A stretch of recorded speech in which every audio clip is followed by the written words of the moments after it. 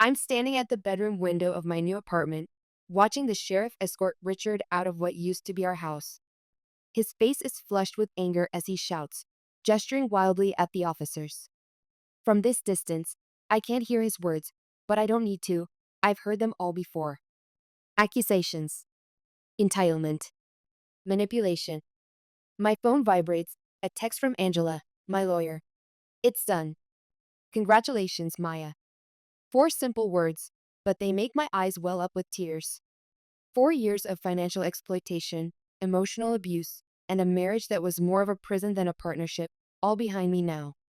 3 weeks ago, I was lying at the bottom of those stairs, my body bruised and aching, watching my husband Adam shrug with indifference at my pain. Today, I'm free.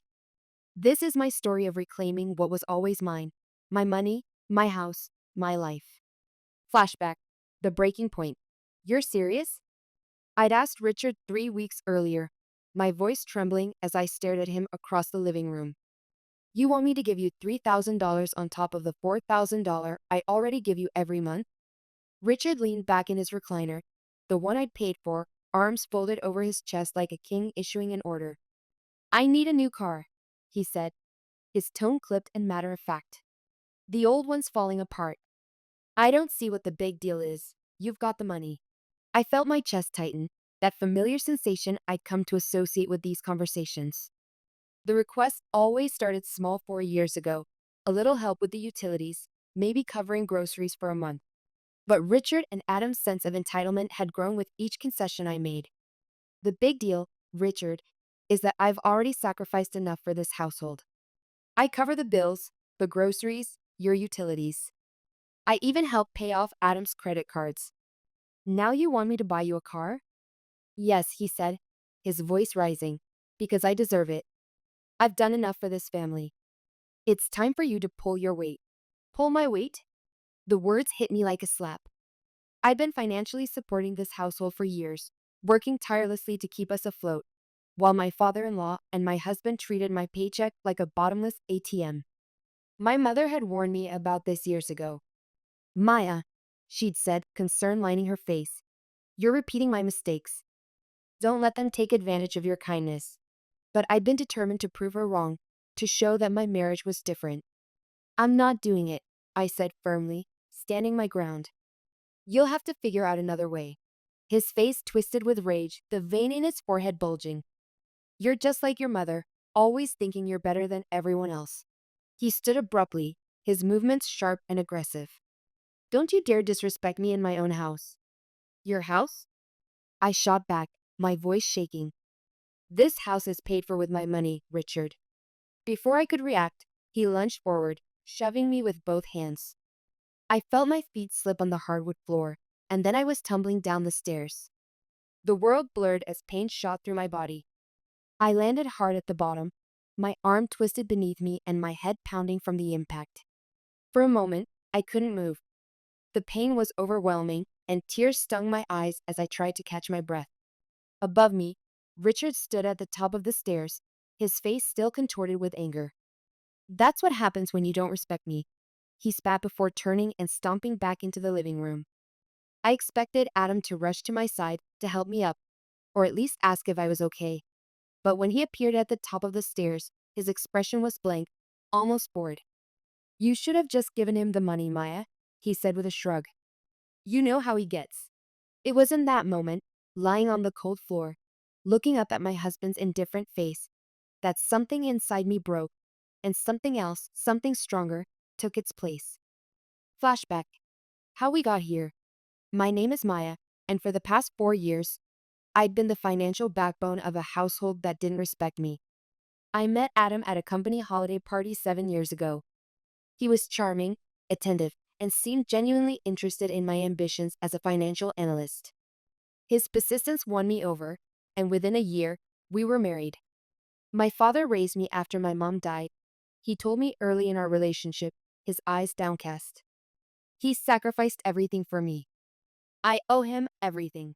Those words should have been my first warning. Adam's devotion to his father came not from love alone, but from a lifetime of carefully cultivated guilt. Richard had weaponized his widowhood, creating a son who believed he was eternally indebted. I married Adam because I thought we were building a life together, but it quickly became clear that his priorities were tied to his father. When Richard's health began to decline, or so they claimed, I agreed to move into his home to help out. What I didn't realize was that helping out meant funding everything: rent, utilities, food, and even Richard's personal expenses. At first, I thought it was temporary. I told myself that Adam and Richard appreciated what I was doing, even if they didn't always say it. I convinced myself that family meant sacrifice, that love meant giving without expecting anything in return. My own parents had struggled financially when I was young, and I'd watched my mother work multiple jobs to support us. Perhaps I was trying to prove I could do better, be better. But as time went on, their sense of entitlement grew. Adam stopped working entirely, claiming he needed to be home to support his father. Richard, meanwhile, began making bigger and bigger demands, treating my paycheck like it belonged to him. "You're lucky, you know," Richard would say between demands. "In my day, women stayed home. Adam's letting you have your little career." Letting me. As if my career, which funded their entire lifestyle, was a concession he and Adam had graciously made. Still, I stayed. I told myself it was for the good of the family. I ignored the growing resentment, the sleepless nights, the panic attacks before checking my bank account. I didn't want to be the one who gave up. But lying at the bottom of those stairs, bruised and aching, I realized the truth. This wasn't a family. It was a one-sided arrangement where my value was measured solely by what I could give. And I was done. At the motel, that night, I packed a bag. I didn't say a word to Adam or Richard as I grabbed my things and walked out the door. My heart pounded with a mix of fear and determination, the sting of their betrayal still fresh. I checked into a motel and sat on the edge of the bed, my phone clutched in my hands. I could feel the weight of what had just happened pressing down on me, but I wasn't going to let it break me. I opened my contacts and scrolled to a name I hadn't called in years: Angela Morrison, a lawyer I'd met at a networking event. She'd handed me her card with the words, "If you ever need someone in your corner, call me." At the time, I laughed politely, never imagining I'd need legal help. "We all think we won't," she'd said with a knowing smile, "until we do." For years, I had been their safety net, their source of stability. Without me, they'd fall apart, and this time I wasn't going to catch them. The next morning, I made the call. "Angela," I said when the lawyer answered, "I need your help. It's about my husband and his father." Angela felt like the first breath of fresh air I'd taken in years. She listened carefully as I explained everything: how I'd been covering all the household expenses, how Richard had demanded more money for a car, and how the confrontation had ended with me at the bottom of the stairs. "You've been financially supporting your husband and father-in-law entirely on your own?" Angela asked, raising an eyebrow. I nodded. "For the past 4 years. Every bill, every expense, everything comes out of my pocket." "And your name is on the mortgage or deed of the house?" she asked, flipping through her notes. "It's all in my name," I said, my voice firm. "They couldn't qualify for the loan without me. I pay for it. I own it." Angela's lips curved into a small, knowing smile.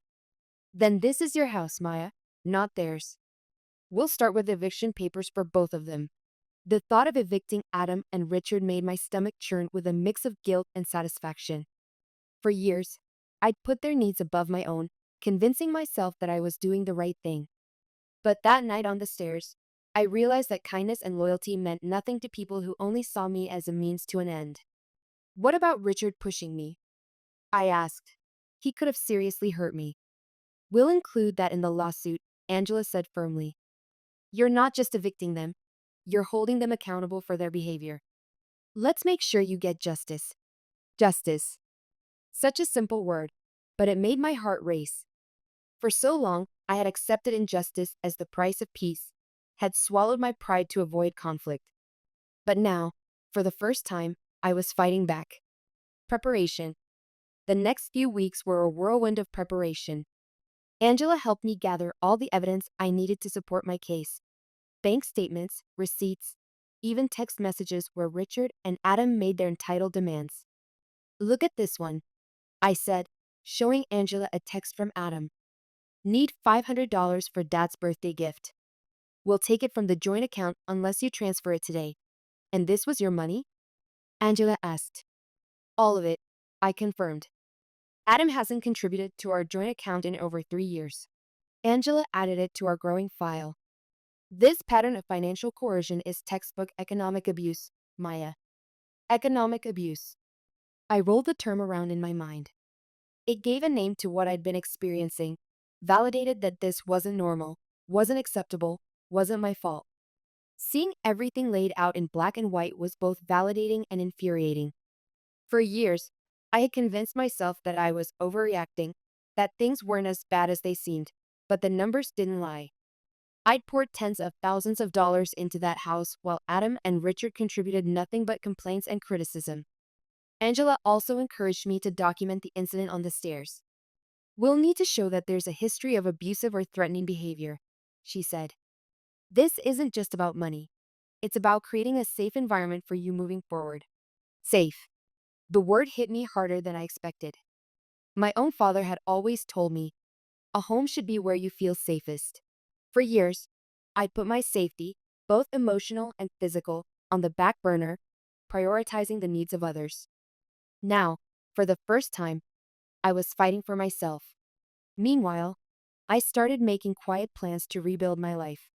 I found a small apartment close to my job and began moving my things there in secret, one carload at a time. The house still felt like a minefield, and I avoided Adam and Richard as much as possible. Adam barely noticed my absence. He spent most of his time glued to the couch or arguing with his father about God knows what. Richard, meanwhile, was still fuming over my refusal to buy him a car. Every interaction with him felt like walking a tightrope, but I held my ground. This might be the hardest part, Angela warned me one afternoon. Living in limbo, preparing for confrontation while maintaining appearances. How are you holding up? I thought about it. I feel like I'm living a double life. One version of me is still playing the dutiful wife and daughter-in-law, while the other is quietly reclaiming her independence. That's a normal response to an abnormal situation, she assured me. You're protecting yourself until you can make a clean break. Late at night, I'd lie awake in my new apartment, replaying everything that had happened. The anger and hurt would bubble up, threatening to overwhelm me. But then I'd think about the moment I'd serve them the papers. I pictured their faces, Richard's smug confidence shattering, Adam's indifference replaced with disbelief, and it gave me the strength to keep going. The final piece of the puzzle was setting up the legal bombshell they'd never see coming. Angela drafted eviction papers, which would force them to vacate the house within 30 days, and a civil lawsuit for damages related to the assault and financial exploitation. They're not going to take this well, she warned. Be prepared for some backlash. I'm ready, I said, my resolve hardening. They've pushed me around for too long. Confrontation. The day finally came. Angela met me at the house, her calm professionalism grounding me as we walked up the driveway. My heart raced as she rang the doorbell, the stack of papers in her hand feeling heavier than it should. Richard opened the door, his expression immediately souring when he saw me standing beside Angela. What do you want? He snapped. Angela didn't miss a beat. Mr. Williams, you've been served, she said, handing him the papers. You and your son are required to vacate this property within 30 days. Additionally, my client is filing a civil lawsuit against you for damages related to assault and financial exploitation. What the hell is this? Richard barked, his face turning red as he flipped through the documents. You can't do this. This is my house. No, I said, my voice steady despite the pounding in my chest. It's my house, and you're not welcome here anymore. Adam appeared in the doorway, rubbing his eyes like he'd just woken up, though it was well past noon. What's going on? He mumbled. Richard shoved the papers at him. Your wife thinks she can kick us out. Can you believe this? Adam skimmed the documents, his brow furrowing as comprehension slowly dawned. Maya, this is insane. You can't just... I can. I interrupted, meeting his gaze. And I did. For a moment, neither of them spoke. The reality of the situation was sinking in, and I could see the panic starting to creep into their expressions. This wasn't just an argument they could brush off or a demand they could guilt me into meeting. This was real, and they couldn't stop it. I remembered my father's words from childhood. Maya, never let anyone make you feel small. For years, I had forgotten that advice, had allowed myself to be diminished, to be invisible in my own life. But not anymore. Angela turned to leave, motioning for me to follow. They've been served, she said. Let's go. As I walked away, the weight of years of mistreatment seemed to lift from my shoulders. For the first time in years, I felt free.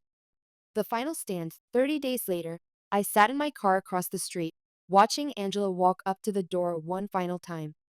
She'd insisted on being the one to deliver the formal eviction enforcement notice. This was the moment I'd been waiting for, when Richard and Adam would finally realize the gravity of what they had done. I saw Angela ring the doorbell and stand confidently with the papers in hand. Moments later, Richard opened the door, his expression shifting from irritation to confusion and finally to pure, unadulterated rage.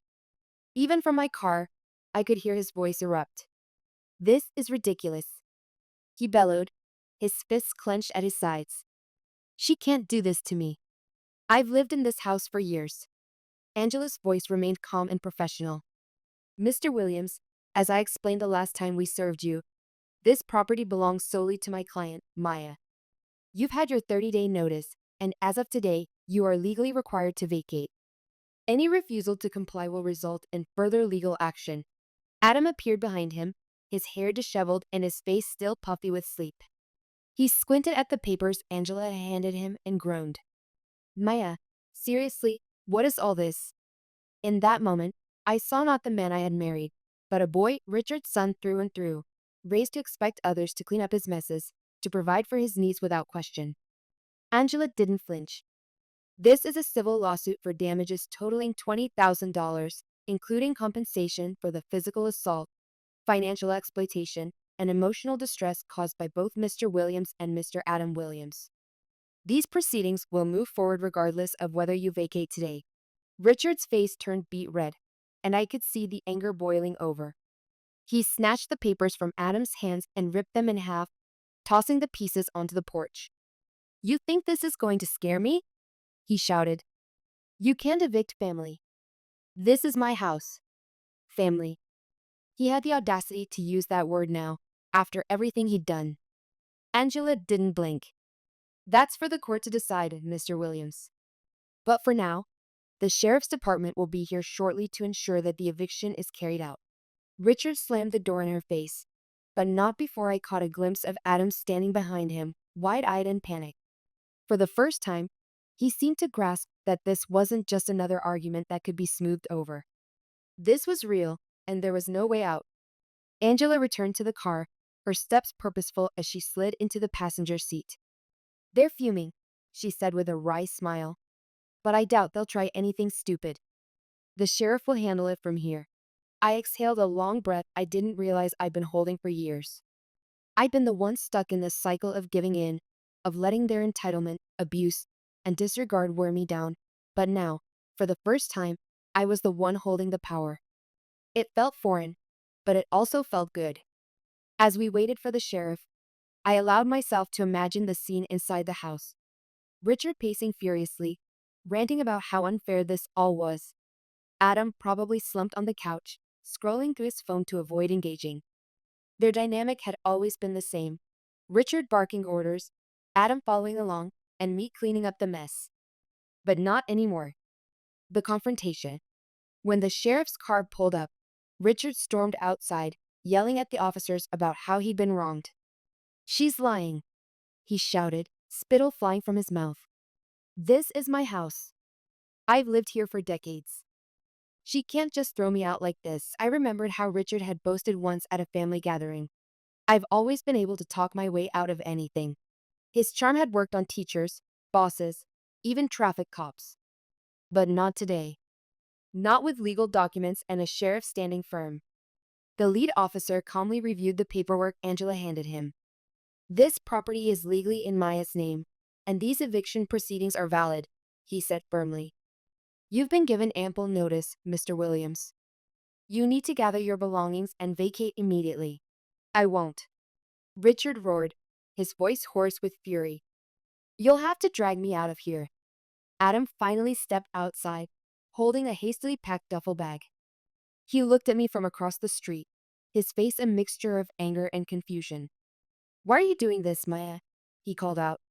We're family. That word, family, cut through me like a knife.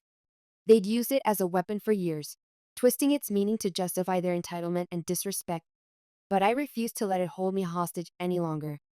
I stepped out of the car, meeting Adam's gaze with a calm I didn't know I had. Family doesn't push you down the stairs, I said, my voice steady. Family doesn't take your money and treat you like you owe them everything.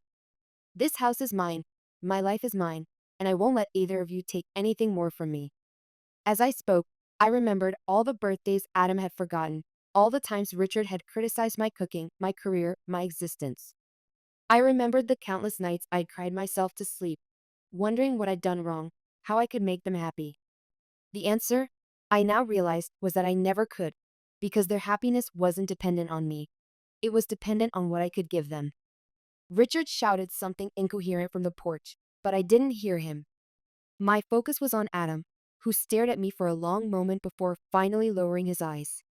For once, he had no comeback, no excuses. He slung the duffel bag over his shoulder and trudged down the driveway without another word, his father still fuming behind him. The sheriff's officers escorted Richard back inside to gather his belongings, and Angela placed a reassuring hand on my shoulder. You've done it, she said quietly. This chapter is over. As I watched Adam and Richard leave the house for the last time, I felt a surge of emotions, relief, pride, and an overwhelming sense of freedom. This wasn't just a victory in court. It was a victory for myself. For the first time in years, I'd stood up to the people who had tried to diminish me, and I'd won. I turned to Angela, a small smile tugging at my lips. Let's go, I said. I've got a life to rebuild. A new beginning. The house felt so much larger once Richard and Adam were gone. As I walked through the quiet rooms, I was struck by how different everything seemed without their constant presence. The space that had once felt suffocating now felt like a blank canvas, a place I could finally reclaim as my own. I paused in the living room, where Richard's recliner had sat like a throne. I had already had it removed, the first item to go. In its place, I planned to put a reading nook, a space just for me. My mother had called earlier that day. I'm so proud of you, Maya, she'd said, her voice thick with emotion. You did what I couldn't do at your age. Her words meant more than she knew. My childhood had been marked by watching her struggle in a relationship not unlike my own, always giving, rarely receiving. She'd stayed for the family, she'd always said. But in breaking my own cycle, perhaps I'd helped her see that it was never too late to value yourself. Angela stayed with me as I locked the front door. You've done something not many people have the courage to do, she said, her tone warm. It's hard to walk away from people you've invested so much in, even when they don't deserve it. I nodded, her words sinking in. I think I finally realized it wasn't just about the money, I said. It was about taking back control. For years, I let them make me feel like I didn't have a choice, like I owed them everything. But I don't owe them anything. Over the next few days, I began to rebuild my life piece by piece. I changed the locks on the house and hired a cleaning service to help scrub away the physical reminders of Richard and Adam's presence. It felt symbolic, almost therapeutic, to erase the mess they'd left behind. For the first time in years, I didn't feel like a stranger in my own home. Friends and coworkers reached out to check on me, offering words of encouragement and support. You're amazing for standing up for yourself, Lily said over coffee one afternoon. It would have been so easy to just keep putting up with it, but you didn't. I think I just reached a breaking point, I admitted. When Adam told me I should have given Richard the money after I was lying at the bottom of those stairs, I realized he didn't care about me at all, and if he didn't care, then why was I giving so much of myself to him? Lily nodded. It's hard to see that when you're in it, but you're out now. That's what matters. Richard and Adam tried to contact me once, but I ignored their calls. Angela assured me that they had no legal grounds to challenge the eviction or the lawsuit. You've already won, she said, and I believed her. For the first time in years, I felt untouchable. My focus shifted to the future.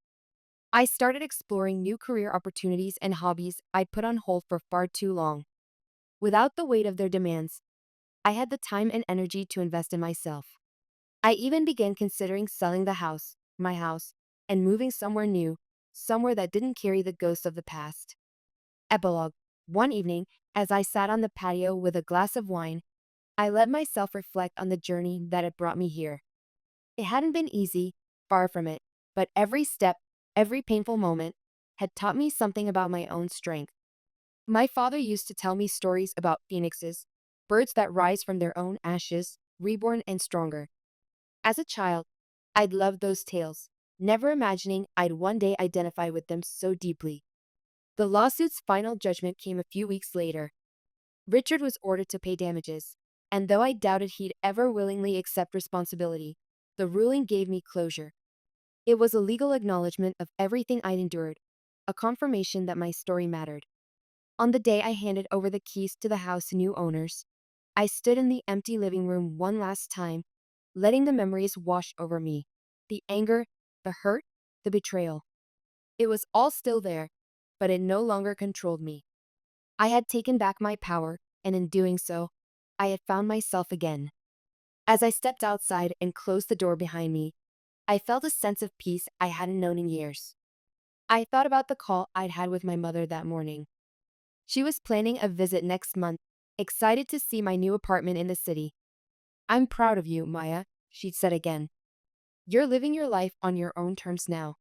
That's exactly what I was doing. The road ahead was open and full of possibilities, and for the first time in a long time, I was excited to see where it would lead. This wasn't just the end of one chapter. It was the beginning of a story entirely my own.